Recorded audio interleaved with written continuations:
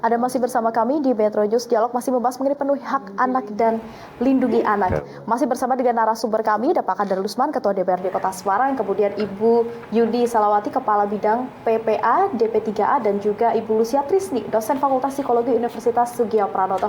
Tadi kita sudah membahas mengenai tindakan preventif kekerasan anak, dan kali ini kita akan membahas mengenai jika sudah terjadi begitu.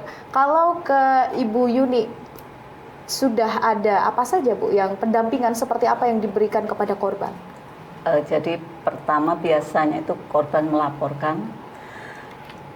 Lapor itu langsung kadang di Polrestabes. Dari Polrestabes melalui kanit PPA-nya kita kan sudah bekerja sama ke Seruni. Di PPT Seruni itu nanti akan kita dampingi. Kemudian apa yang kalau memang perlu visum dan lain-lain, kebetulan kita juga bermitra dengan rumah sakit yang ada kejadian langsung ditangani, langsung tertangani itu seperti RSWN, kemudian sama rumah sakit Tugu itu pun bisa pendampingan secara psikologi juga bisa, untuk secara medis juga bisa. Nah setelah itu semuanya berproses, kalau memang proses itu perlu korban itu diamankan, dia akan ada pada rumah aman yang kita punyai, sambil menunggu bantuan hukum yang masing-masing dari kepolisian ataupun dari bantuan hukum seperti di sini ada juga LRC Kaji HAM yang selalu aktif mendampingi kita, dan masih banyak lagi relawan dan bantuan hukum lainnya untuk korban-korban itu. Jadi kita tidak sendiri.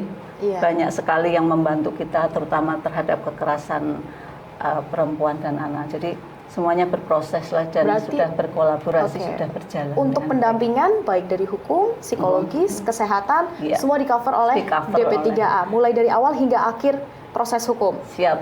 Ya. Oke. Kemudian kalau dari Pak Kader Lusman, kita tadi sudah disebutkan ada PPT Seruni, kemudian ada Rumah Aman, kita juga ada aplikasi lapor handy begitu ya, yang untuk mempermudah masyarakat. Kalau dari Pak Kader Lusman sendiri melihat seberapa efektif kemudahan-kemudahan yang sudah diberikan itu, apakah sudah dimanfaatkan secara maksimal oleh masyarakat? Iya, kalau saya melihat ini sebetulnya apa yang sudah dipersiapkan oleh pemerintah kota ini ya sudah efektif. Hanya kasus per kasus ini kan belum tentu semua yang korban ini berani melapor. Itu yang menjadi masalah ya? Ya, kadang-kadang mereka itu ya keterbatasan dari orang tuanya, takut diketahui orang dan seterusnya. Nah, sedangkan pemerintah ini kan juga tidak bisa jemput bola satu-satu. Kita juga nggak ngerti kalau tidak ada yang lapor. Kalau tidak mencuat, kalau tidak viral, baru kita tahu. Kalau tidak kan kita nggak juga. Nah, terus kita ini juga kepingin bagaimana ya caranya mendorong kepada pemerintah supaya yang sudah efektif ini benar-benar masyarakat ini kebuka juga.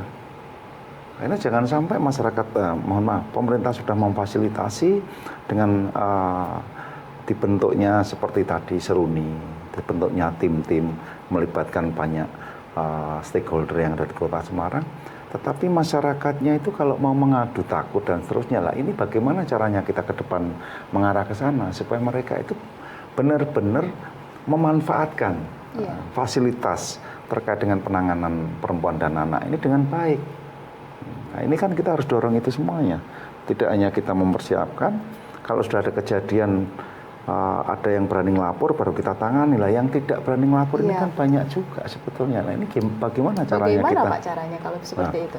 Kita akan mendorong kepada pemerintah supaya ditingkatkan di masing-masing wilayah di setingkat di tingkat RT RW, walaupun sebetulnya sudah juga sih sosialisasi ke RT RW. Nah, kita kan harus bersama-sama mencarikan sebuah solusi atau cara bagaimana sih masyarakat itu pada saat menjadi korban itu harus gitu loh. Lah ini yang kita harus carikan solusi bersama. Nah, oke, ini masih menjadi PR besar. PR besar buat kita semuanya. Dan mereka tidak tahu harus kemana gitu ya. Ada yang seperti itu, walaupun sosialisasi mungkin sudah, makanya tadi saya mendorong, ayolah kalau memang itu keterbatasan anggaran kita dorong melalui APBD Kota Semarang, melalui DPRD Kota Semarang. Tugas saya seperti itu. Siap membantu ya Pak? Oh harus, wajib itu hukumnya. Oke, berarti dari DPRD Kota Semarang sudah siap membantu Siap. untuk menyokong DP3A yang Oke. meskipun ada sejumlah masalah, kalau memang masalahnya adalah dan nanti akan dibantu begitu Iya, Pak ya? tugas kita seperti itu. Memang harus kita Oke. dukung semuanya. Apalagi ini penting menurut saya. Oke. Oke, Penting. berarti untuk korban mungkin yang belum berani melapor, kita sudah mendapatkan solusinya. Nanti akan didorong dari DPRD Kota Semarang dan juga DP3A. Ya. Tapi di sini saya ingin berbincang dengan Bu Lucia. Kalau tadi dari sisi korban, kita melihat dari sisi pelaku. Sisi pelaku terkadang ketika masalah hukum pasti akan melihat sisi psikologis pelaku.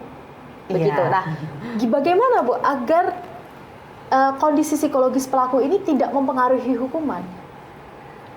Kondisi psikologis pelaku ini biasanya karena dia itu harus kita lihat faktor penyebabnya kenapa. Mungkin karena biasanya ya, kalau yang pernah saya baca itu karena dia sering kecanduan pornografi sehingga sulit melakukan kontrol diri, sehingga tidak bisa melihat ini ponakan atau apa gitu ya. Nah, ini bahayanya pornografi seperti ini, karena kalau pornografi itu sudah menyerang seorang ya, itu pengaruhnya langsung ke otak ya. Jadi